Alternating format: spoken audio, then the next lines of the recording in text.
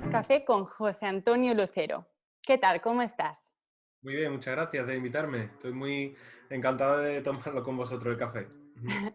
José Antonio es profesor de Ciencias Sociales y Lengua y Literatura en secundaria y edutuber del canal de historia La Cuna de Alicarnaso, con cerca de 160.000 suscriptores. A ver, cuéntanos un poco, ¿cómo te convertiste en edutuber y cómo tuviste la idea de abrir este canal de historia? Bueno, pues esto ocurrió ya hace 5 años, ¿no? Esto vino de mis primeros compases, digamos, o mis primeras experiencias como profe, en las que me encontré con que mis alumnos tenían un vacío de recursos a la hora de estudiar en casa. Ellos me pedían recursos para estudiar y me di cuenta de que muchos de ellos utilizaban YouTube, ¿no? Una plataforma que hoy en día también seguimos usando, no solo los estudiantes, sino la gran mayoría de la sociedad, pues para aprender de lo que sea, ¿no? Si uno va a YouTube encuentra un tutorial para aprender lo que fuese. Y yo me pregunté por qué no podía utilizarlo pues para subirle a mis alumnos vídeos para repasar o para estudiar sobre el temario de mi asignatura, que en este caso es la geografía y la historia. Por tanto, todo comenzó con una clase, era un segundo de eso, con un vídeo, con dos, con tres, les gustó, lo recomendaron a otros compañeros y prácticamente sin darme cuenta, ese mismo año ya tenía cientos de seguidores que habían trascendido a mi ámbito educativo, ¿no? Que era mi centro, que era mi clase. Y aquello creció sin que yo supiese cómo en realidad, pues hasta prácticamente el día de hoy, ¿no? Con un canal como es La Cuna de Alicarnaso, como bien has dicho, con un gran número de seguidores, cosa que todavía me sigue sorprendiendo mucho, porque yo, aunque tenga tantos seguidores, me sigo ciñendo a mi ámbito escolar con ello. Vale. ¿Y sabes un poco la procedencia de estos seguidores? No solo en España, imagino que también hay de Sudamérica o... Sí, claro, bueno, las estadísticas del canal, que YouTube te da muchas estadísticas, Ujú. dicen de hecho, en torno al 40% de los seguidores son españoles, ¿no? De las personas que ven mi canal. Lo que Ujú. significa que no es la mayoría la procedencia de los visitantes española. Hay una gran cantidad, por ejemplo, de profesores y estudiantes que utilizan mis vídeos en Latinoamérica, ¿no? En países como Argentina, Mm. como México, que de hecho me llegan montones de mensajes cada semana de estudiantes que lo ven al otro lado del Atlántico, ¿no? Y cosas también que me da pues mucha alegría y me da mucha satisfacción también poder ayudar a chicos de tan lejano, ¿no? Desde aquí, desde casa. Claro, supongo que no te lo imaginabas al principio que atravesarías fronteras tan, bueno, Claro, no sé. como te digo, si yo hubiese empezado el canal con estas pretensiones, probablemente no lo hubiese conseguido, ¿no? Claro. Yo creo que estas cosas vienen un poquito de la magia de Internet, ¿no? De la magia de YouTube, de la magia de los nuevos medios de comunicación, que de pronto nos encontramos con que tenemos un canal para poder inspirar o para poder llegar a chavales de tantos lugares, ¿no? Ujú. ¿Y cómo definirías tu metodología de trabajo como docente? ¿Qué ventajas crees que tiene frente a la enseñanza tradicional? ¿Qué aportan tus vídeos Bueno, yo creo más allá? que Ujú. al comienzo empecé a utilizar los vídeos como un recurso para que mis alumnos repasasen, ¿no? Como decía, para que tuviesen otros instrumentos a la hora de poder prepararse pues un examen o una evaluación. Pero luego me di cuenta de que no solo el vídeo tenía ese potencial, sino que podía tener un protagonismo mayor en el proceso de enseñanza-aprendizaje. Y ahí es cuando empecé a investigar sobre estrategias o enfoques de enseñanza y aprendizaje, como pueden ser la clase invertida o flip classroom. Ujú. Con lo cual, utilizando recursos como pueden ser vídeos, que no tienen por qué ser vídeos, ¿no? Que pueden ser otro tipo de recursos, los alumnos trabajan un contenido en casa y luego cuando llegan a clase, cuando están con el profe, lo practican, lo ponen en práctica mediante metodologías activas, mediante aprendizaje basado en proyectos, que es algo que a mí me entusiasma mucho como docente, y en definitiva, utilizando el tiempo de aula para no solo una explicación teórica o para una enseñanza unidireccional, sino, digamos, para una enseñanza basada en las metodologías activas, ¿no? Que es algo que yo creo firmemente que significa o puede redundar en un aprendizaje mucho más significativo en el alumno. Por tanto, para mí el vídeo tiene un protagonismo para que los alumnos en casa trabajen, se esfuercen, accedan al contenido y lleguen mucho más preparados al tiempo de clase, que es el importante. Ujú. Al mismo tiempo que les motiva más, ¿no? Porque tus vídeos además mezclas pues temas de cine, bueno, muchos temas A mí me gusta con que conectas más con ellos, ¿no? me gusta, no solo en los vídeos, sino también en mis propias clases, ¿no? Si yo pudiese grabarme dando clases, y esto a muchos docentes también les pasaría, los profesores hoy en día intentamos conectar el contenido, ¿no? De lo que nuestros alumnos están aprendiendo con su mundo, del mundo que les rodea, ¿no? Porque yo creo que es importante que no presentemos los contenidos, el currículum, como algo desconectado de la sociedad, ¿no? A mí me gusta mucho enseñarles, no sé, cualquier tema histórico, ¿no? Que es mi materia, pues haciendo referencias al cine, haciendo referencias a la cultura, haciendo referencias a los Simpsons, ¿no? Por ejemplo, que me encanta, Mm. a los juegos de mesa, a los videojuegos también, ¿no? Para que vean que realmente lo que aprenden no es algo que está ahí en un libro o está en un contenido curricular porque Claro. sí, ¿no? Porque realmente existe una sociedad que también está relacionado con ese aprendizaje. Y por tanto, en mis vídeos, como bien has dicho, intento incluir muchas referencias a la cultura, entre ellas pues al cine, a la literatura, etcétera. Ujú.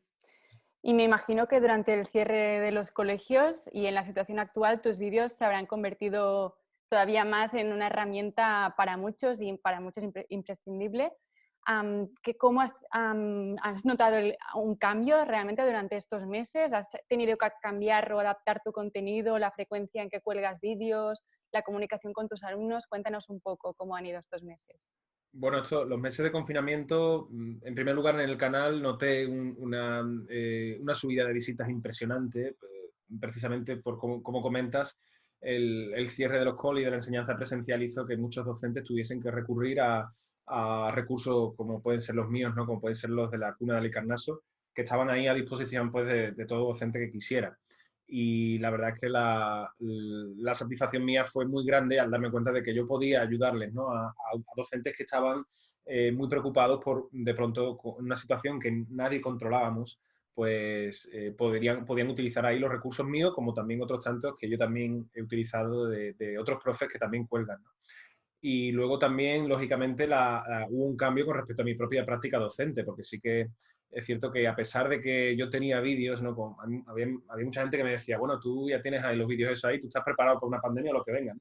Pero bueno, en realidad no tanto, porque había que adaptar también una enseñanza que para mí era muy importante, que era la presencial, ¿no? Había que adaptarla a la enseñanza telemática, ¿no? Y por tanto, sí que colgué más vídeos de lo habitual, ¿no? Del vídeo por semana que suelo colgar habitualmente, y también tuve que mejorar de forma mucho más significativa y estrecha la comunicación con mis alumnos, ¿no? Para ello, les planteé videollamadas semanales, actividades que hiciesen a través de Internet y que pudiésemos más o menos continuar con la enseñanza, a pesar de que realmente, como bien digo, para mí lo importante es la enseñanza presencial. Así que más o menos el confinamiento fue complicado, pero lo pudimos salvar más o menos. Ujú. Claro, porque el método realmente del Flip Classroom está pensado para que sí que haya una parte que se puede hacer a distancia, como bien dices, pues la parte quizás más teórica o el visionado del vídeo, para motivarlos a después que haya una parte de debate, ¿no? De poner todo en común Eso y es. verlo conjuntamente. Entiendo que esta es la parte más complicada de trasladarlo a un plano online. Claro, el Flip Classroom, mucha gente se queda en la cuestión de los vídeos solo, ¿no? De hecho, parece que es como si fuese un sinónimo. Flip Classroom, vídeos educativos, y no es lo mismo, ¿no? De hecho, realmente, al menos como yo lo entiendo, ¿no? Que hay muchos profes pues, que pueden tener sus diversos puntos de vista. Yo considero que Flip Classroom, el vídeo es la excusa, ¿no? El Flip Classroom es intentar repensar y reflexionar sobre el tiempo que usamos en el aula. Si ese tiempo redunda realmente en un aprendizaje significativo, en prácticas que hacen que el alumno esté más motivado, o si es un tiempo que realmente gastamos, por ejemplo, en una explicación que el alumno o no te está escuchando o no está entendiendo, ¿no?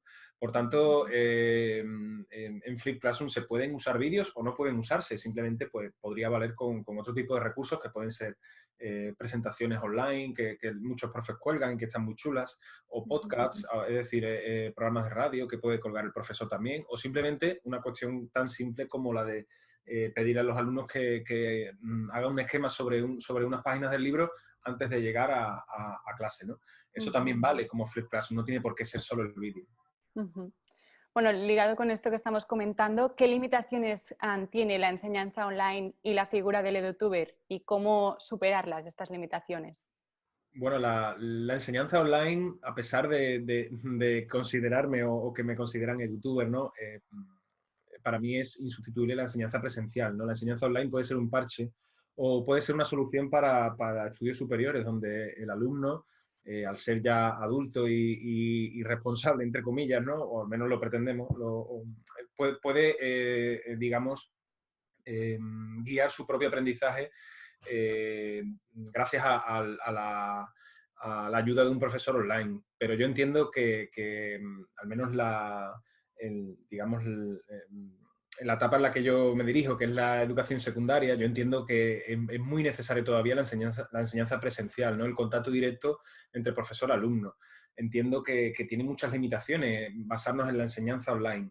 Por eso cuando volvíamos a se estuvo debatiendo en torno a la vuelta a la normalidad y la vuelta a las clases, yo compartía en las redes mi intención o mi idea de que lo importante era la vuelta presencial a las aulas, de forma segura, lógicamente, ¿no? Pero la vuelta presencial porque mi experiencia y la de tantos docentes es que a pesar de que de forma mayoritaria, más o menos, la enseñanza online durante el confinamiento salvó los muebles, entre comillas, sí que hubo un buen porcentaje de alumnos, como yo tuve y como tuvieron tantos otros, que desconectaron, que desaparecieron prácticamente, ¿no?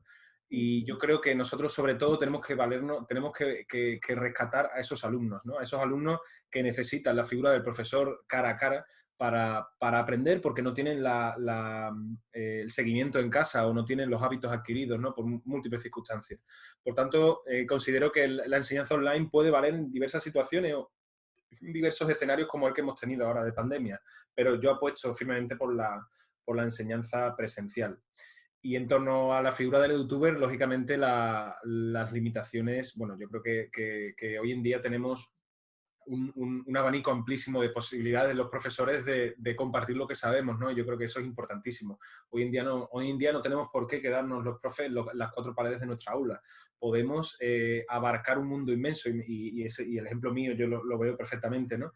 Simplemente compartiendo recursos desde casa, porque yo lo hago desde aquí, que está en la habitación o mi estudio, ¿no? En casa, y compartiendo recursos desde aquí puedes llegar a cualquier lugar del mundo, ¿no? Por tanto, yo creo que es importante que los profes nos demos cuenta de esto y sepamos, ¿no? y valoremos también el compartir en Internet, en la red, ¿no?